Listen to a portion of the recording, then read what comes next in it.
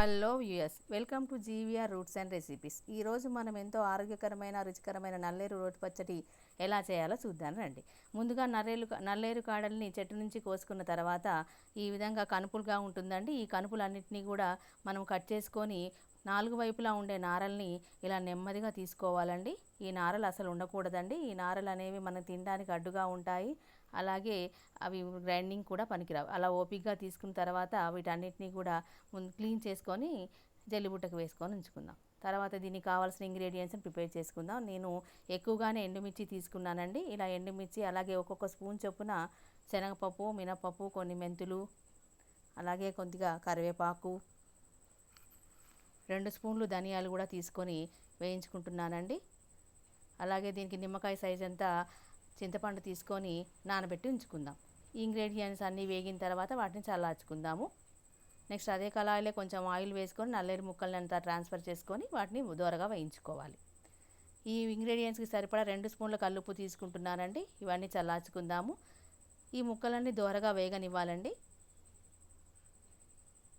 ఇలా వేగిన తర్వాత వాటిని కూడా దాంట్లో నేను మునగాకు వేసుకుంటున్నానండి. ఈ మునగాకు కూడా చాలా హెల్త్ బెనిఫిట్స్ ఉంటాయి కాబట్టి ఇలా వేసుకున్న తర్వాత చల్లార్చుకొని పెట్టుకుందాం. నెక్స్ట్ మనం నానబెట్టి ఉంచుకున్నటువంటి చింతపండుని కూడా కొద్దిగా వాటర్ పోసుకొని ఉడికించుకుందాం. ఇలా ఉడికిన తర్వాత దాన్ని కూడా స్టవ్ కట్టేసుకొని వీటన్నిటిని చల్లార్చుకుందామండి. సో చల్లారినటువంటి ఇంగ్రీడియంట్స్ని ముందుగా గ్రైండ్ చేసుకుందాము. ఇవన్నీ మిక్సీలోకి ట్రాన్స్ఫర్ చేసుకున్నాము. కాకపోతే నేను ఎక్కువ మొత్తంలో తీసుకున్నాను. ఇదంతా కారం అవసరం ఉండదండి. దీంట్లో కొద్దిగానే కావాలి. వీటన్నిటిని గ్రైండ్ చేసుకున్న తర్వాత ఒక 20 వెల్లుల్లి రెబ్బలు వేసుకుంటున్నాను.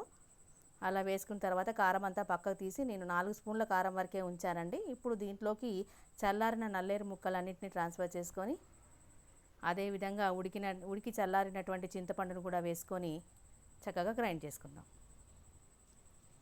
సో ఈ నల్లేరు అనేది ఆర్థరైటిస్ వాళ్ళకి బాగా యూజ్ అవుతుందండి. విరిగిన ఎముకల్ని కూడా అతికించే శక్తి ఉంటుందంట వీటిల్లో. కాబట్టి కీళ్ళ నొప్పులు ఉన్నవాళ్ళు, మోకాళ్ళ నొప్పులు ఉన్న వాళ్ళకి ఇది చాలా యూస్ఫుల్గా ఉంటుంది. ఈ విధంగా గ్రైండ్ చేసుకోవాలండి కోర్సుగానే. సో ఇప్పుడు దీన్ని తాలింపు వేసుకుందాం. తాలింపుకి ఆయిల్ వేసుకొని తాలింపు దినుసులన్నీ కూడా ఒక్కొక్కటిగా వేసుకొని తాలింపు చేసుకుందాము. వెల్లుల్లి రెబ్బలు నలిగినటువంటివి, అలాగే కరివేపాకు, కొద్దిగా పసుపు,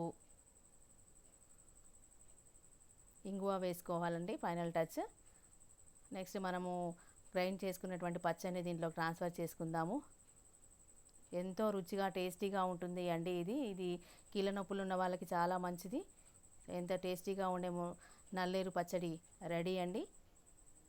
సో మీరు కూడా ఎలాంటి కీళ్ళ నొప్పులు ఉన్న వాళ్ళైనా సరే ఈ విధంగా చేసుకొని మంచి ఆరోగ్యాన్ని పొందుతారని ఆశిస్తూ ఉన్నాను. మనం దీంట్లో మునగాకు, కరివేపాకు కూడా యూజ్ చేసాం కాబట్టి అవి కూడా ఆరోగ్యం అండి. Thank you for